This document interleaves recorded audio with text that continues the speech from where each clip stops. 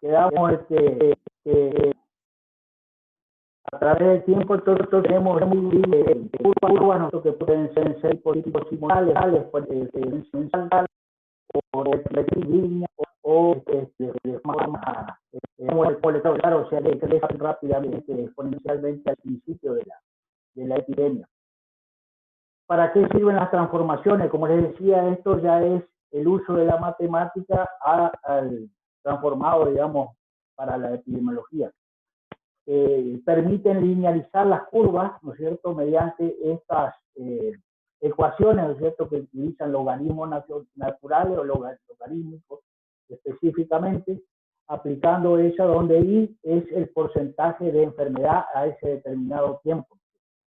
Esto ya está todo tabulado de esta forma, a medida que I, o sea, el grado de enfermedad va avanzando, eso ya te da la transformación en la tabulación. Para saber cuál es la transformación es mejor, hay que tener una decisión.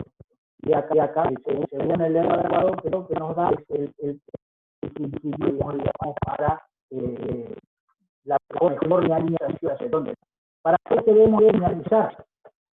Acá tenemos, ¿no es cierto?, como por ejemplo en el caso primero, monomolecular, el R cuadrado 83, la logística 82, el Compel 85, la exponencial 80, y la lineal, fíjense, es monofija de 30,8. Tenemos que ver los desvíos que tenemos con respecto a la media, digamos, donde va creciendo la línea, ¿no? Y los predecidos versus los observados, y la intersección o del eje de las I, ¿no es cierto?, cuánto sería, y el valor K. El valor K es el valor de la epidemia general. Entonces, para la comparación de la epidemia, si es una regresión, la intercepta es donde se inserta el eje de las I, debería ser 0, ¿no es cierto? Si empieza fuera de 0 es porque nosotros ya empezamos tarde la evaluación, digamos, de la epidemia. Para tener una muy buena predicción de lo que va a pasar, debería ser empezar en 0, ¿no es cierto?, las primeras evaluaciones de la epidemia. Como les decía, los primeros puntos de la curva son imprescindibles porque esos son los que nos van a marcar, digamos, cómo va a seguir creciendo la curva, ¿no es cierto? Si empezamos tarde, puede ser que sea una rectilínea, digamos, porque agarramos un porcentaje medio. Por lo tanto, es importante empezar desde 0 las observaciones. La pendiente de esa regresión nos sirve para comparar las epidemias. Ese es el valor R0 que se habla por acá para esta epidemia del coronavirus. En los vegetales se habla como R. Y eso nos permite comparar una epidemia, por ejemplo, en la Argentina, con lo que ocurre en Brasil, con lo que ocurre en Inglaterra. Cuanto mayor es el R, mayor es el grado, o sea, mayor es la gravedad de la epidemia. Pero sería un número universal que permite comparaciones. Y permite estimar el impacto de la pandemia, como sería en este caso, y tomar algunas decisiones al respecto. En el caso de los vegetales, por ejemplo, nosotros podemos en los primeros estadios de desarrollo determinar cuándo va a ser el pico de la enfermedad, cuándo va a ser, si esa va a incidir en el 100% de la parcela, y por lo tanto tomar decisiones mucho más temprano con respecto a qué vamos a hacer con esa parcela, si la sacamos antes de que se cumpla todo el ciclo, y ya ganar tiempo y poner alguna otro cultivo, ¿no es cierto?, que sea resistente al problema anterior. O sea, nos permite determinar muchas cosas esta linealización de las parcelas. Y si ustedes se acuerdan, cuando empezó en marzo, pronosticaban de que el pico de la pandemia hasta el coronavirus iba a ser en junio, julio. Bueno, es lo que está pasando y básicamente yo creo que se determinó por esta manera, ¿no es cierto?, por la linealización de las curvas de los modelos que se habían tomado desde otros lugares donde ya había ocurrido esto. Bueno, en cuanto al espacio, también nos permite determinar cómo se disemina una enfermedad. Acá tenemos a partir de un punto focal, ¿no es cierto?, que se determinó las 4 puntos cardinales, norte, sur, este, oeste, y al día 11, digamos, de las observaciones, o del primer foco, se observó una cantidad baja de propaganda hacia el sur, hacia el este, cambio para el día 22, desde aquí del foco, el incremento de Paulo, o sea, del interior de hongo, fue altísima, tanto al sur y al este, y también los porcentajes de severidad fueron altos, digamos, hacia ese lugar, básicamente todos relacionados a una lluvia con tormenta que ocurrió en el sector noreste, a 309 grados del norte magnético, a más o menos a una de 2,6 metros por segundo el viento. Esto equivale a ya vientos con tormenta de más de 80 kilómetros. Otra forma de expresar también qué es lo que está pasando es el área bajo la curva del progreso de la enfermedad. Para este caso se deben utilizar integradores, o también la forma práctica de hacerlo es una vez que está trasladada la curva en su proceso, pasado un medidor de áreas familiares, amenamente está presente en los laboratorios de biología, y también esta área, aquel que sabe hacer integral, que hacer también determinar el área bajo el uso integral. Otra forma de representar los daños en espacio es mapas con focos y dispersiones, la enfermedad, si la enfermedad está agregada o en distribución al azar. Para esto hay una fórmula que se llama de los dobles, eso se los voy a dar después, si no nos vamos a tener tiempo para terminar hoy. Relación de factores ambientales en el desarrollo de epidemias, importantísimo, la influencia de lluvias, de temperaturas, de la humedad de hojas. A veces no es necesario la lluvia, sino que la humedad de hojas, y esto en Misiones se da bastante, porque los días calientes con las noches frescas, generalmente produce ese rocío que queda en las hojas, sobre todo varias horas, en las horas de la mañana, ¿no? Esto sería un ejemplo de cómo sería la representación en espacio de una enfermedad que hablamos hace un tiempo en Cítrico, ¿no es cierto?, el HLV en Florida. Fíjense cómo era en la izquierda, en la foto de la izquierda, o en el gráfico de la izquierda. En agosto del 2004, un 0,6% del lote estaba afectado, mientras que en mayo del 2005, o sea, menos de un año, el 27,4%, pero una dispersión, digamos, por todo el lote donde se había afectado. Esto es en Florida, ¿no sé?, donde esta enfermedad es devastadora. Caso de Falceptoria en Eucaliptus. Acá esto ya lo habíamos visto cuando hablamos de Eucaliptus y de enfermedades.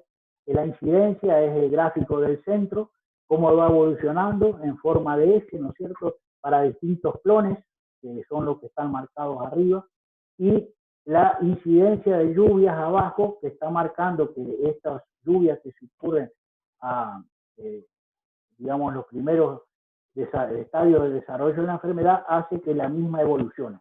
Después viene un periodo seco donde la enfermedad directamente comienza a desaparecer.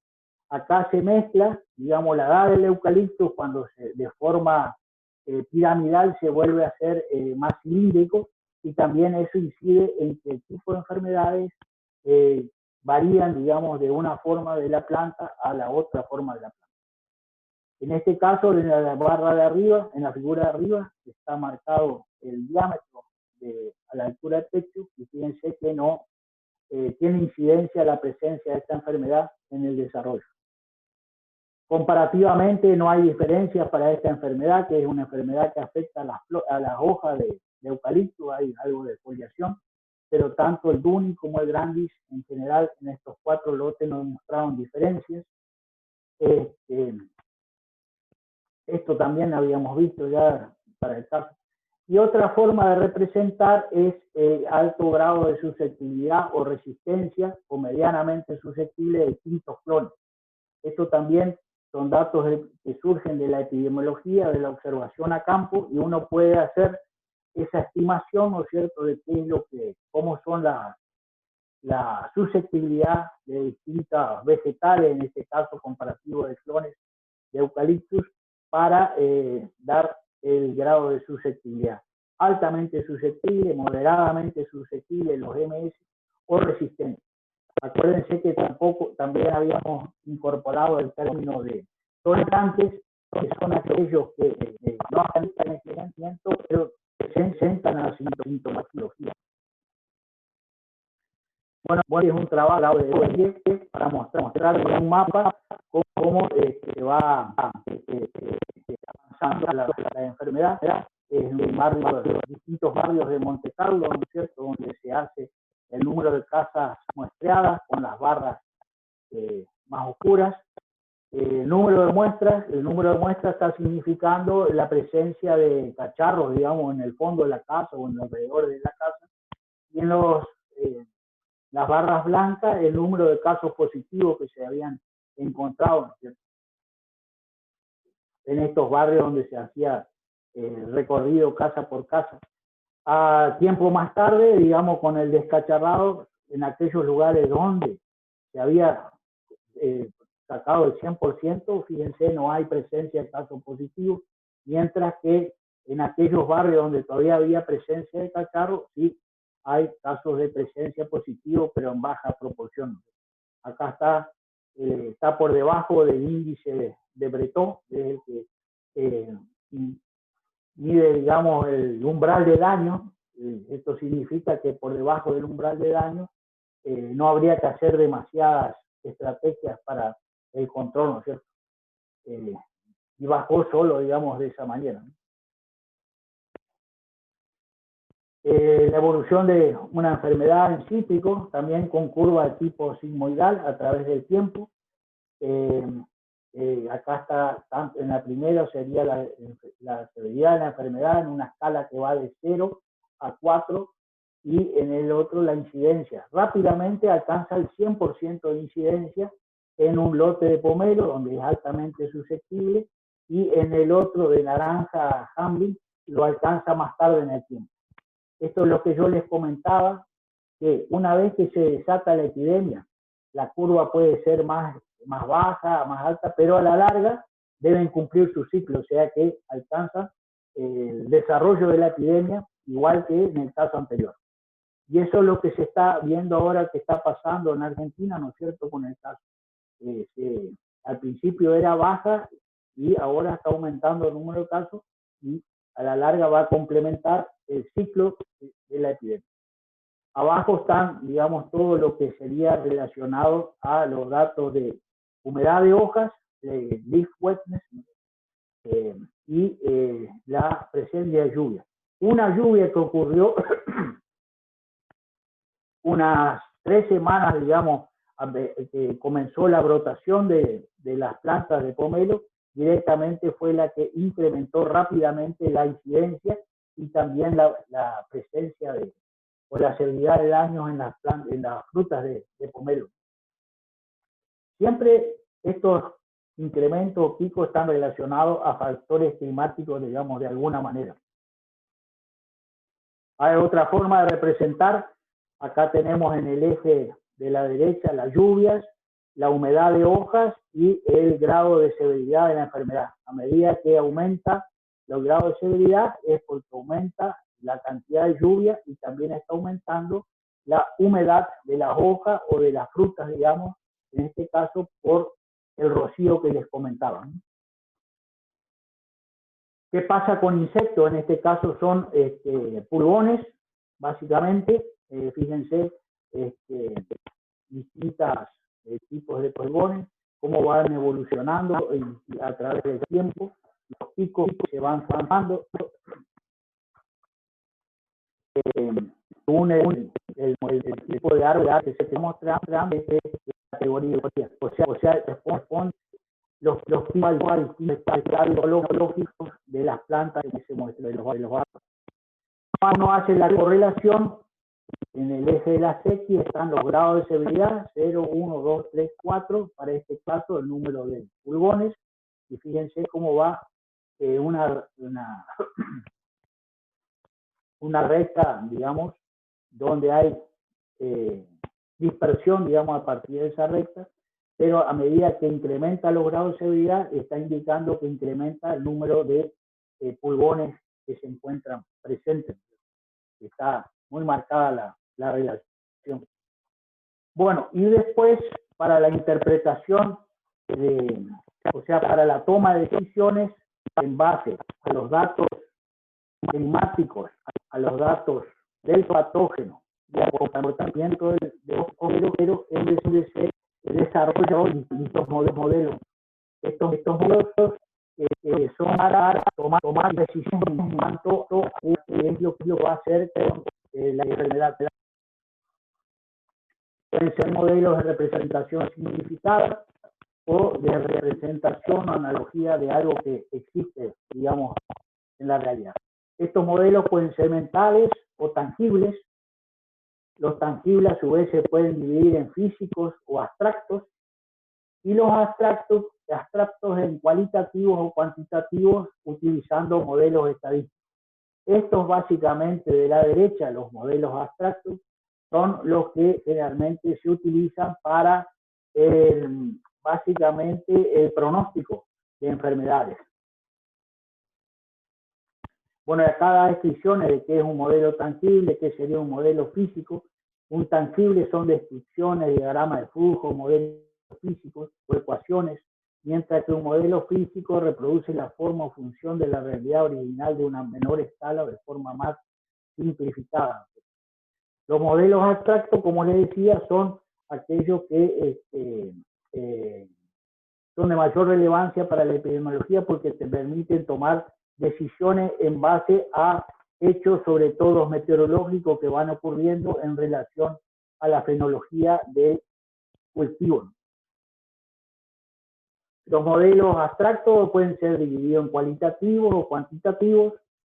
En el cuantitativo es el uso de la matemática y la estadística, por eso les decía que la epidemiología es la estadística, la matemática o la estadística en base al entendimiento de lo que pasa con las enfermedades. A veces los procesos biológicos no se pueden ser exactos, pero sí hacer una estimación o una simulación de qué es lo que va pasando, que en realidad es lo que hace la epidemiología, ¿no? Simular el avance de las enfermedades.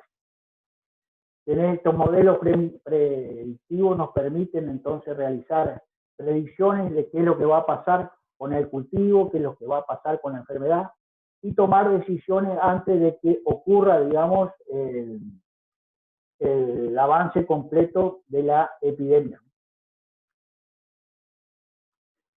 La mejor forma para no confundir, digamos, al sector productivo es utilizar ecuaciones simples o de regresión. Ahora con las hojas de cálculo de Excel uno puede poner el comportamiento de las variables, cómo incide, y directamente si te da un porcentaje por encima de tal que se utilizaría como un umbral de daño, se puede realizar alguna estrategia de control. Sería una forma de realizar un servicio de pronóstico al sector productivo, digamos, en base a la ocurrencia de estos fenómenos que se van utilizando o se van registrando regularmente. Bueno, para el desarrollo de los modelos, que hay de todo tipo, hay modelos para problemas, o sea, enfermedades raíces, modelos para enfermedades aéreas, para plagas, distintos tipos de plagas. Hay que comprobar la validez, ¿no es cierto? O sea, validarlos en el campo para determinar realmente si sirven o no sirven, porque a veces son tan matemáticas las cosas que no se dan en la biología exactamente como se predice en la matemática. Y este sería un caso, un modelo, por ejemplo, un modelo de predicción, donde dice que te permite con 3 o 4 días para determinar qué porcentaje de mercado va a abrir. Es para la caída prematura de frutas cítricas, o sea, la cantidad de enfermedad va a ser igual a 7,15, que sería una constante, menos 7,15, más la raíz cuadrada del número total de órganos afectados en vez de 20 árboles. Como las flores son tan efímeras, se debería hacer el recuento por lo menos 2 veces por semana, ¿no es cierto?, para ir viendo qué número de órganos están afectados. En este caso serían flores, ¿no? Después tenemos más 0,44, la raíz cuadrada del total de lluvias en milímetros en los últimos 5 días. Y esto, si nos da por encima de un 20%, esto indica de que se debe realizar alguna estrategia de control, que básicamente es una pulverización para llegar rápidamente, proteger las flores el tiempo, no haya otras especies que estén disponibles, y de esta manera disminuir los efectos de la enfermedad.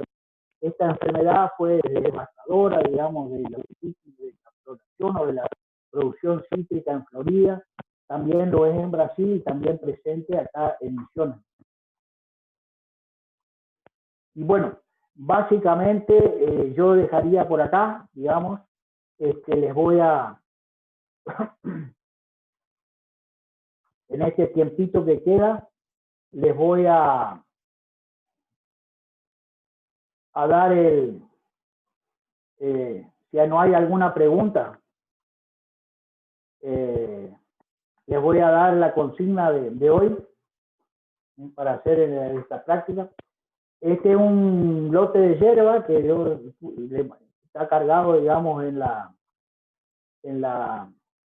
el aula virtual, lo cargó Delia, con problemas fitosanitarios X, no sé, que puede ser un insecto, un patógeno, lo que sea, y su distribución en ese lote, ¿no es cierto?, según el grado de severidad 0 a 4.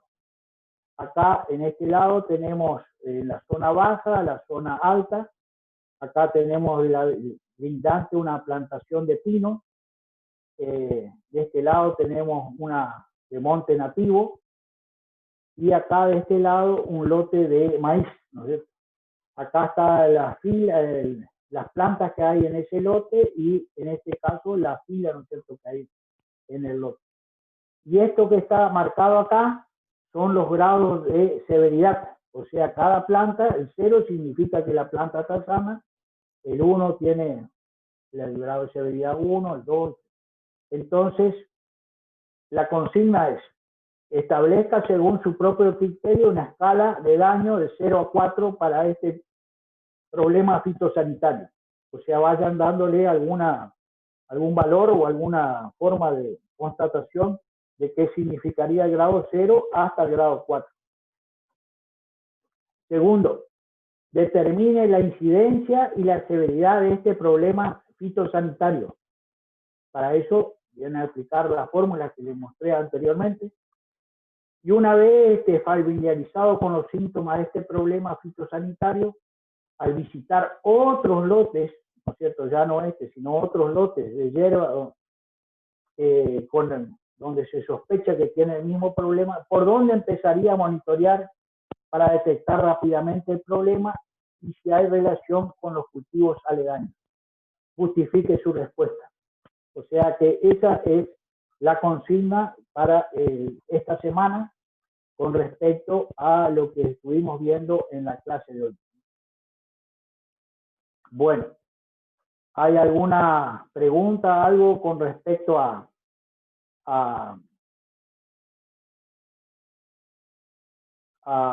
la clase de hoy o a la consigna? No sé por qué tiembla tanto ahorita la pantalla. ¿Hay algún problema por ahí? ¿No?